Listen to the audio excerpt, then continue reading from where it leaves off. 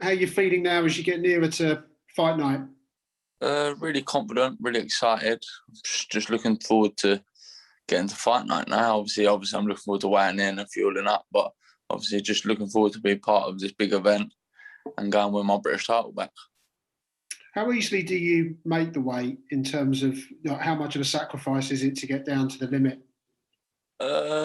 Listen, it ain't like kill myself hard, but it's obviously right at the end. You got to be sensible and cut portions down. So it's like cut things out to make sure that I make the weight. Do you know what I mean? And make it right instead of it's all right leaving being heavy right to the last day and trying to drop a load of weight. But it ain't good. I like to sort of been sparring at what sort of weight I'll fuel back up to. Do you get what I mean? Once I weighed in. So obviously, to be honest, I don't want to be no higher than 5% up to the last few days, and then probably Wednesday I'll be a couple of pounds. Thursday hopefully on the weight, and then obviously weigh in Friday. In terms of the build-up for this one, fighting in Gibraltar, how many times have you boxed abroad before? I'm thinking particularly perhaps as an amateur as well. How much have you done that before? Yeah, I boxed in Armenia as an amateur. I boxed in Ireland. I boxed in Sweden. I went to Jordan for a training camp. So, and I've been loads of training camps abroad. But to be honest, I don't think it really makes no difference. You know what I mean? We've got one goal. Listen, I've acclimatised to loads of different situations. I think this will probably be a lot easier than the fight camp, because fight camp was sort of like brand new, but I'm used to it now. So it's just about relaxing. For me, whether or not this fight was in a bubble, I would have been in my own bubble. If everything was back to normal, I would have probably went and put myself in a hotel from the Monday or the Tuesday and isolated away from my family and stuff, and just made sure that I was fully focused and in fight mode. So to be honest, I like this new surroundings and the way of everything's been. And I'm just looking forward to fighting now. In terms of the media duties being a distraction, what else can you do to pass the time? Because as you say, you're in the bubble and...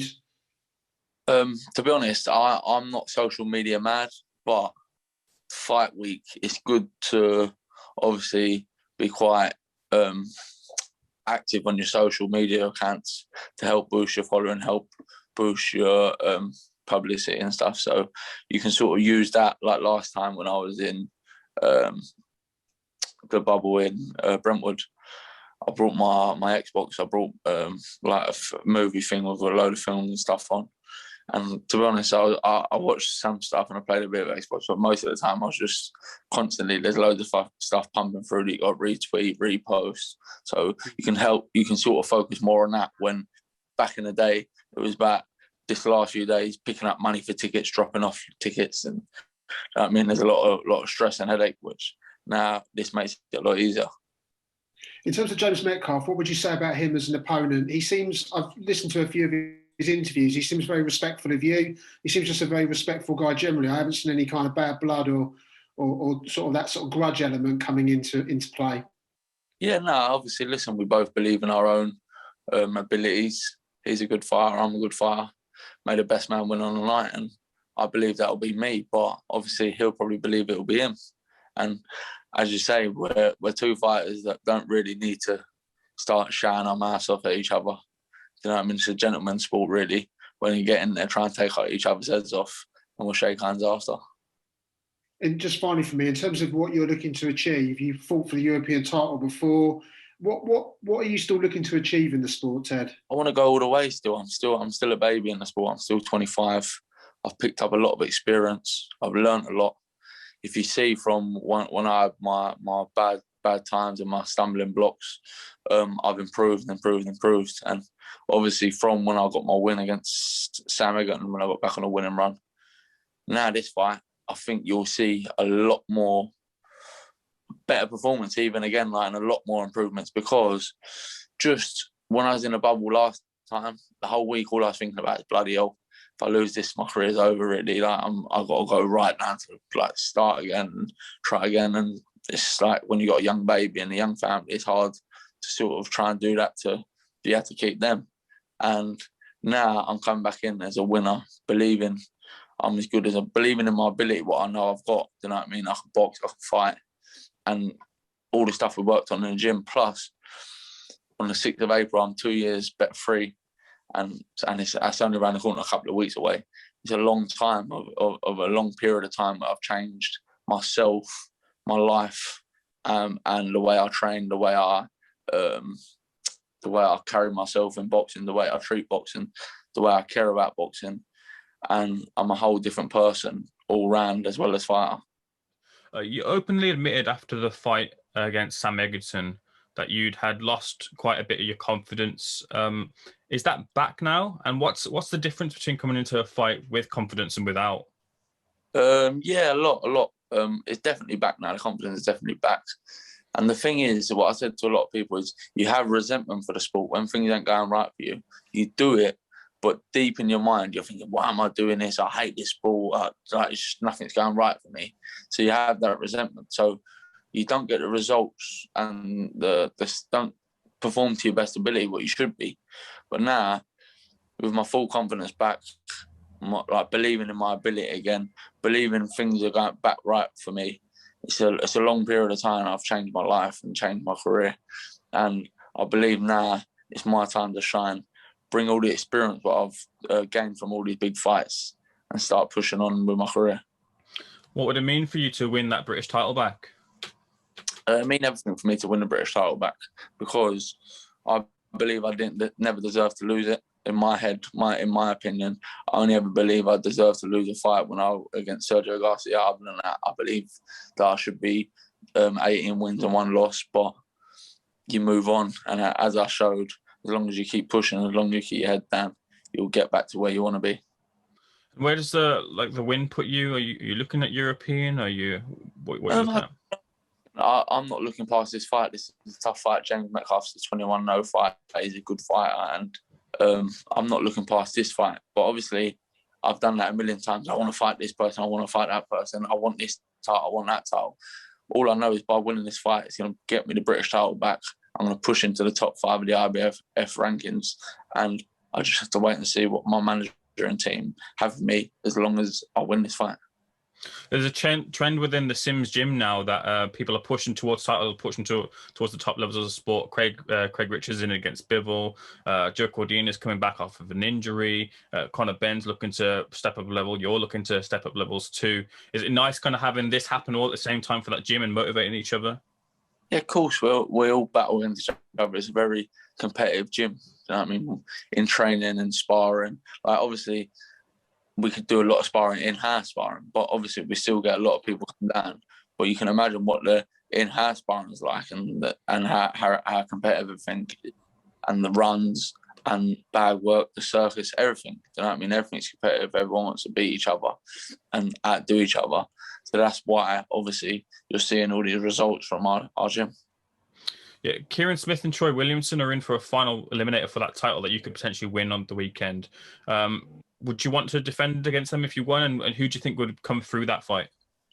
I'm not too sure. I think they're both decent kids. Kieran Smith, I think, boxed a lot for Scotland, and Troy Williamson boxed for GB as well. So they both had good amateur backgrounds. They both ain't done a lot yet in the pro ranks, but obviously they're taking their chance, their opportunity.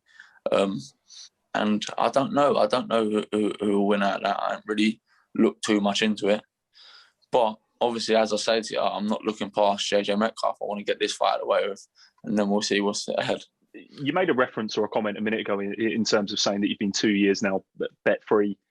In the period of that, I reflect on a time, 2018, I was at the O2 and I went to watch you fight against Carson Jones. You know, fantastic performance that was. It seems to be around that period of time, and forgive me if I'm overstepping the mark, but in terms of questioning that your results tended to slide as it seems to coincide with this time frame around this bet addiction that you had. Yeah, definitely.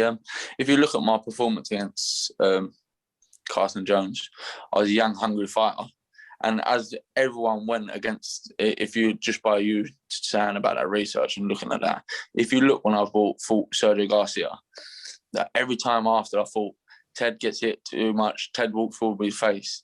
Against Carson Jones, I boxed on the back foot, boxed on the front foot, done a bit of showboating, everything. I was boxed unbelievable, one of my best performances as a pro. But all everyone does is look at your last fight, with like when I fought Garcia, and then I was full confidence, full of hunger. The addiction hadn't fully got me yet. You know what I mean? I was dabbling, but obviously now I believe I'm back, and I'm 5 times the fighter I was when I fought Carson Jones. Plus, I got all that confidence back. Plus, I got that hunger back.